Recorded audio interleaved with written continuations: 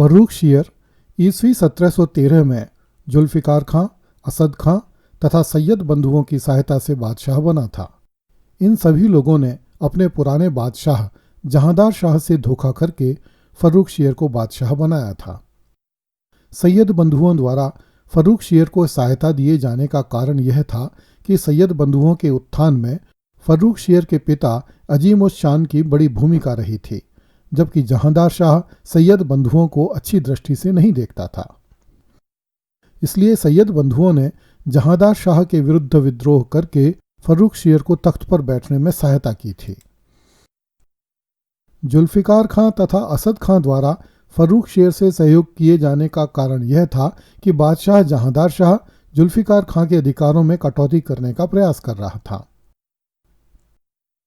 बादशाह बनने के बाद फर्रुख शियर ने इलाहाबाद के सूबेदार सैयद अब्दुल्ला खां को अपना वजीर नियुक्त किया तथा अब्दुल्ला के छोटे भाई सैयद हुसैन अली को अपनी सेना का प्रधान नियुक्त किया। जुल्फ़िकार खां तथा असद खां भी उच्च पदों पर आसीन किए गए। इन सभी गद्दार अमीरों का अनुमान था कि 30 वर्षीय अनुभवहीन फर्रुख शियर में निर्णय लेने की क्षमता का अभाव है तथा अब तक किसी भी उच्च पद पर कार्य नहीं करने के कारण उसे शासन चलाने का अनुभव नहीं है। इस कारण इन वजीरों ने सल्तनत की संपूर्ण शक्ति अपने हाथों में रखने के षड्यंत्र आरंभ कर दिए। ये लोग मनमानी करने लगे तथा सैयद बंधुओं ने शासन के सूत्र अपने हाथों में ले लिए। यही कारण है कि फर्रुख शियर के शासनकाल के आरंभ अर्थात 1713 से लेकर ईस्वी 1721 तक के काल को मुगलों के इतिहास में सैयद बंधुओं का युग कहा जाता है। उधर फर्रुख शियर इतना नासमझ नहीं था जितना कि उसके वजीर उसे समझ रहे थे। फर्रुख शियर को आशा थी कि एक बार बादशाह बन जाने पर परिस्थितियां स्वतः उसके अनुकूल हो जाएंगी तथा सैयद बंधु एवं समस्त वजीर बादशाह का आदेश मानने लगेंगे। किंतु सैयदों ने बादशाह की जरा भी परवाह नहीं की तथा वे बादशाह के आदेशों की उपेक्षा करके अपनी मर्जी से शासन चलाने लगे। इस कारण फर्रुख शियर एवं सैयद बंधुओं में शीघ्र ही ठन गई। बादशाह ने सैयदों का प्रभाव कम करने के लिए सबसे पहले ईरानी गुट के नेता जुल्फ़िकार खां की हत्या करवा दी तथा मीर जुमला, चिनकुलीज खां और मोहम्मद अमीन खां आदि अमीर उमरावों को अपने पक्ष में करके सैयदों पर नकेल कसने का प्रयास किया।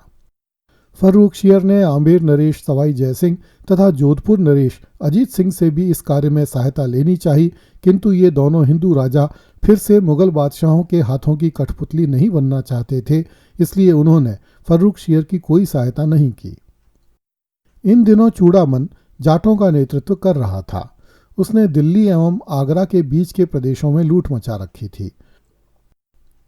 फर्रुख शियर ने आमेर नरेश सवाई जयसिंह को निर्देश दिए कि वह चूड़ामन के विरुद्ध कार्रवाई करे, किंतु सवाई जयसिंह चूड़ामन को नहीं दबा सका। चूड़ामन के विरुद्ध अभियान जारी रखा गया। इस अभियान पर मुगलों के 2 करोड़ रुपए व्यय हुए। अंत में ईस्वी 1718 में फर्रुख शियर ने चूड़ामन से समझौता कर लिया ताकि आमेर नरेश जयसिंह पर नियंत्रण रखा जा सके। मीर जुमला बादशाह के संवाद वाहक विभाग का अध्यक्ष था, किंतु वह फर्रुख शियर का अत्यंत विश्वसनीय बन गया, इसलिए बादशाह ने उसे शासन के समस्त बड़े निर्णय करने के अधिकार दे दिए। इस पर सैयद बंधुओं के कान खड़े हुए।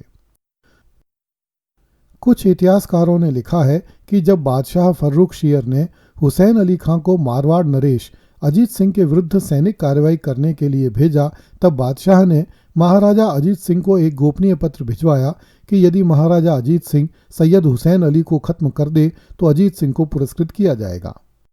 किंतु यह बात ऐतिहासिक एवं तार्किक रूप से सही जान नहीं पड़ती, क्योंकि महाराजा अजीत सिंह तथा बादशाह फर्रुख शियर के बीच इस तरह के विश्वास का कोई संबंध ही नहीं था।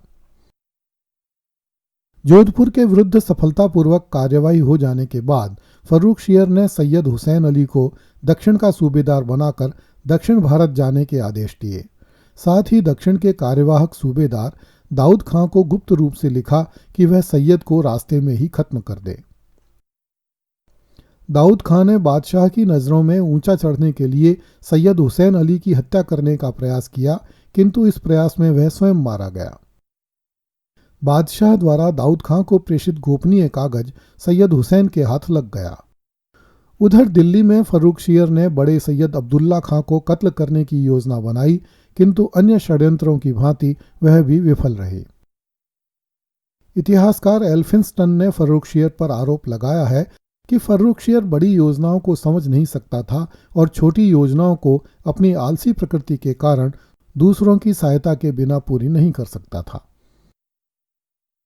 इस काल में बादशाह की राजनीतिक दुर्दशा के कारणों को बहुत अच्छी तरह समझा जा सकता है। शहंशाह अकबर ने राजपूतों से मित्रता करके अपनी सल्तनत के चारों ओर जो मजबूत सुरक्षा चक्र तैयार किया था, उस सुरक्षा चक्र को मजहबी संकीर्णता के चलते औरंगजेब ने छिन्न भिन्न कर दिया था। अब औरंगजेब तो धरती से उठ चुका था, किंतु उसके वंशज औरंगजेब की गलतियों का परिणाम भोगने के लिए अभिशप्त थे। फर्रुखशियर के दरबार में अब एक भी प्रबल हिंदू राजा दिखाई नहीं देता था। वे तो स्वयं ही तलवारें खींचकर मुगलों का सत्यानाश करने पर तुल गए थे। अगली कड़ी में देखिए, महाराजा अजीत सिंह की हत्या करने के लिए बादशाह उसके डेरे पर पहुंच गया।